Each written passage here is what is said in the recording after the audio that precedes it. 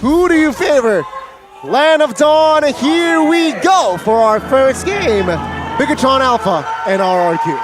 Man, look at the potential roaming for the side of RRQ, man. Of course, Aura here going aggressive already, but later on, having a Boxia, having a Kadita, nowhere is safe right here, and it's a good mix of magical and physical damage as well. Taking a look at a bit of the emblems. Of course, it's a lethal ignition in the hands of Clay, but that's a brave smite in the hands of Banana. But look at his aggression, though. Exactly, very aggressive early on. Versik will steal away the orange buff. Level 0. Level 1 technically, Van, he can't go 0. But still, it gives so much more space to Versik, who is again, well, this time a utility jungler, so it's still, though, really good because he can use the mobility to continue to just pressure Aura Fire. This is why Paquito is so prio. Perhaps you have not seen it earlier, but Paquito clears towards the bot side, clears it, gets level 2, and then immediately invade the orange buff of Hayabusa. And of course, with that communication comes in Boxia with that chill unity. It's just all in. Well, talent-wise here, Arashi, what stands out? Well, a lot of tenacities on the side of Aura Fire. They definitely want to sustain through it. It's a Impure Wrath in the hands of Kimura on the Uranus, though, so a lot of spam. But look at Skylar just going in aggressive right here, trying to back his teammates up. They're going aggressive, but is the timing correct? The turtle is spawning in 18 seconds, and it seems like Aura Fire are the ones with Prio on the bottom side of the map. They do have Prio, but they don't have one advantage. Versik just comes in and tries by. Oh! Petrified! Play with the first blood. Kimura already getting engaged on now. No consecration, not as much sustain as you would hope for a Uranus for now. But look at what they spent, though. There's the ulti popped by Versik already, and he used the Retribution to steal away the gold buff. If Hai gets a bit lucky here, can make something happen, but Banana trying to bully him away, man. Violence is the answer. Very good calculation there. Versik does not matter. Getting the turtle first neutral objective without the retribution. Top side though, peep it. Naomi opening up vision here. Has the info on Van, so Skylar is rather safe now. Remember, he is rocking that Purify as well, so more sustainability when Hai is engaging. Finds Skylar, he has that security. Well, if you look at the talent predictions by the Samsung Galaxy S23 Series 5G, you can see that the talents still have a lot of faith in the kingdom, but look at that, Clay steals it away, and Aura can't say anything, man. This is insane pressure being exerted by the whole team of RRQ. The Boxia once again, look at what he's able to do onto Van. Hai gets a revenge, but to Versik, it's nothing. It's nothing, completely nothing. Oh, what happens up top? Kabuki gets picked off. The Tiger, now a Prince, and he's popping off. Oh my god, Haya caught low there. 3 levels gap between Hayabusa and Boxia now. Hai trying to tank top side. Well, again, RRQ, 3 minutes in, 2,500 gold lead. Arashi, how are you feeling? I'm feeling great, buddy. Thanks for asking. But right now, we have to be careful because they're winning in the early game, but at what cost, right? They have picks that will assist them in winning the early game. What can they do with that lead? That is what RRQ needs to be asking right now. Do they want to shut down the mid laner, right? Deny the magical damage? Do they want to shut down Kimura before he becomes too tanky? Or do they want to shut down the gold lane and let Skylar dominate? Seems to be shaping in that direction, but Hai is in position. Spotted out by Naomi, and look at what Naomi is doing again, just giving Skylar so much more room in already a good matchup for him up against the Beatrix. RRQ, they have 3 winning lanes technically, and the Boxia is already doing work down below. Oh, some good damage actually from Aura Fire, and let's talk a little bit about this. Focusing mark on the Kufra. Focusing up on the Kufra, I mean, in theory there's potential there, but it only applies onto one person. You can apply it to the whole team. And so, on the Kufra, for pickoffs, it makes sense. And they are going for a pickoff here, but on the other side, this is the result, man. Man, I mean, a lot of mobility, right, in the side of RRQ. You have the Boxia, you have the Paquito, and as well, on top of that, you have the Kadita, who is just so mobile using his first skill. Now, though, Naomi needs to be careful. Revenge and the rage onto Naomi, now taking a brunt of the damage, able to flicker around. Hai flickers forward as well, but Naomi's able to sustain. Bates Hai and Skylar now coming back. Versik with the Evo's emote now as he goes on to Hai. And Skylar picks up the kill, shutting Aura Fire's attempt down. Wow, again, RRQ. Ooh, cheeky Van. Will he be able to succeed? It's like, no. Versik still gets the push. Ooh, Good dodge. Banana still hunting for him though. He has the flicker. Jab flicker combo is something we've seen a lot from Flicker. Jab though comes in, a shadow kill from Van, but Perseg understands how to counter, how to stop a Hayabusa. Big damage, and once again, that's the Van getting shut down. Level 6 against a level 9 Persig. Unfortunately for him though, the bomb was taken, but wow. 3-man dive essentially, and there's nothing Kabuki can do, man. That was out of his control. Man, what a game. High again now, caught isolated. There you go. Petri, rough waves, and it's all RRQ. Oh man, 6,000 gold lead here, almost 6 minutes mark as well. RRQ, they're having fun at this point. What can Aura Fire do here? I mean, it's very hard again. They lack mobility. They can't funnel on towards Beatrix only. And yeah, I see no loophole whatsoever here for the side of Aura Fire. They have two options at this point, man. With the dives being so decisive and so dangerous, just like this, right? Getting the whole team zoned away, they are better off.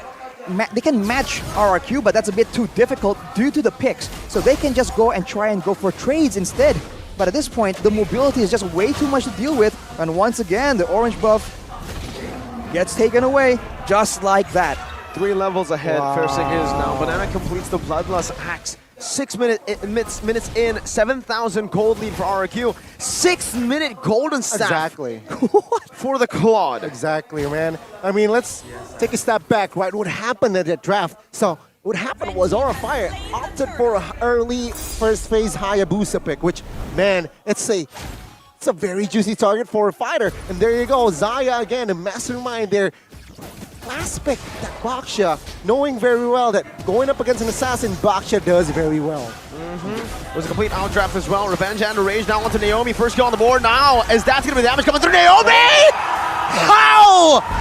There you go. Kimura finds the kill. Blazing to end to the back. Skylar dealing a lot of damage. Versik now with the shield unity looking, hunting for Van. But he's able to escape Naomi. If he survived that one, my goodness. The amount of times this game Naomi has been able to survive with a sliver of HP is just completely unreal. Overall, it's still a good result for RRQ, but the more this goes, the more tanky Naomi's gonna be. So Aura Fire, they have to find other targets. At this point, getting Naomi is nice, but they have to try and target Clay, target Skylar. Look at that, one of the players with the higher amount of gold. I mean, 4 players from RRQ clearly will have more gold here. Kabuki still struggling behind here, 4,000 only. Look at Naomi having more gold than Van. He is not having a good game at all, dude. This Hayabusa countered in so many ways. With the mobility, with the tankiness of the members, with the suppression, the divine judgment in the hand of Naomi. Van just seems so powerless in the face of this draft. Just doesn't have a jungle. He does not have a jungle. He's not a jungler, he's a laner at this point. Because he has to ult. Even a shadow kill was used up there just for a cannon minion wave. Not even like, it's a normal wave. He's getting desperate. I don't know. Things are not looking good here for the side of Aura. RRQ, they definitely have the tempo again. Naomi now already with the fleeting time, which means he can Loki spam his ult. Loki spam his divine judgment every time he picks up an assist or kill. Let's see how will Aura Fire take care of that. There's a bit of a silver lining here in the fact that Aura Fire still has kept a lot of their turrets. But with the next Lord being picked up by RRQ here most likely, that means that they'll have the sieging power and they're gonna knock down a bunch of turrets, and this is Aura Fire in survival mode. They have the Yve, they have the Beatrix, so they have long distance wave clear to try and stall this. But if RRQ manipulate the waves intelligently here, they can push all 3 at once, and Aura Fire, they're gonna really struggle to try and do that. And not just clear the waves safely without getting dove on. And at this point, right, I mean, Zaya, once again, we got to bring it back to the draft. Yeah. RRQ, 9.3k gold lead, mostly, again, coming in from the draft that is executed to perfection.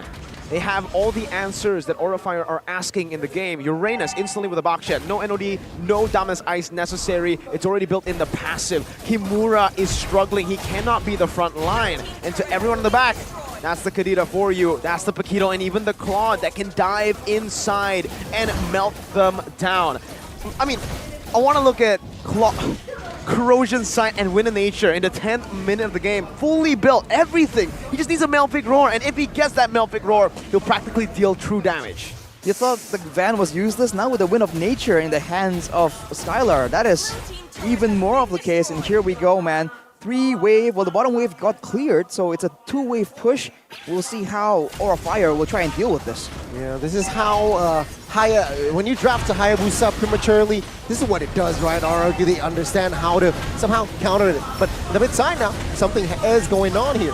Shadow Kill used up Naomi. Oh my god! I didn't even get to see Kimura. He just disappeared from the land of Dawn. Look at the movement though. Banana immediately rotates to try and go on the bottom side. But credit to Aura, they have defended and survived with all 3 base turrets still intact. But the problem still remains. They don't have a jungle. Nope, no jungle yet here. I mean, it's just all for RQ's Skylar, half HP. Needs to be careful there a little. But man, take a look at the hand cam here by Samsung Galaxy S23 Series 5G. Looking clean. Big movements for sure. And if you talk about Skylar here for a bit, you saw that he was so aggressively in the front. Skylar is known to be a bit of a careful gold laner, yet he was able to do so because all he needs to do, right, is make sure that High does not have its engage ready. If he can see that that is the case, there is no threat. Right? The lack of threat from Aura Fire and their willingness to duke it out in the early game is what has landed them in this position. All eyes are on High right now, and even if he wants to catch a prior target, it cannot be Skylar. He is ready with a Purify, and let's take a look at the gold differences by UBS Gold. It is just painful. Kabuki almost double the gold in the hands of Skylar, and of course Van and Fersik, surprisingly not too far, but Fersik is a EXP-based utility tank-ish jungler, so it's not really a fair comparison. And at this point as well, 12 minutes in, I mean, if Aura Fire prolongs this to the later stage of the game, do they even have a chance to come back, to fight back? All their late game heroes have been countered, technically. Technically. But, well, if they play it well enough, again, they have the range, they have the combo, but they also have an assassin, right? In the later stages of the game, an assassin really struggles to find the mark, especially against a team with so much crowd control. So, it's tough, but this is MPL, and this is Season 12. Anything is possible, but at this point, you gotta be really optimistic if you think Aura has a, you know, a good fighting chance. Yeah, let's not forget it. It's slim, and let's not forget it's 12,000 cap as well, Arashi. Very, very slim to none. But I do understand here, RRQ, if RRQ gets a little bit of overzealous and just, got wiped, Aura Fire definitely can get back in the game. And now, it seems like with this Lord push here, unenhanced, well, let's see here what will happen. I feel like the best bet is to try and get a pick off onto Clay, right? Who is a bit more vulnerable right there. But look at the damage though. Kabuki showing his skills right there. But look at the conceal though. Conceal from Naomi. Kimura still in front right now. High jumps in, but Banana just jumps out. Gets out. Now Naomi's looking for the Divine Judgment. Oh, Flicker! Oh, it's a good winner. Truncheon now as Naomi's going to be turning it down. Van jumps in the Shadow Kill. Is not going to be able to get it! Beautiful Petrify from Clay! Now the Breath of the Ocean, looking for the burst down onto Sin as he walks him down. Kabuki dealing damage with Blade Armor from Fersik is doing a lot. Van coming back, but only gets knocked out instantly by Banana. Now Skylar with a blazing duet to the back and RRQ. The doubters be gone. RRQ 1-0. Woo, man.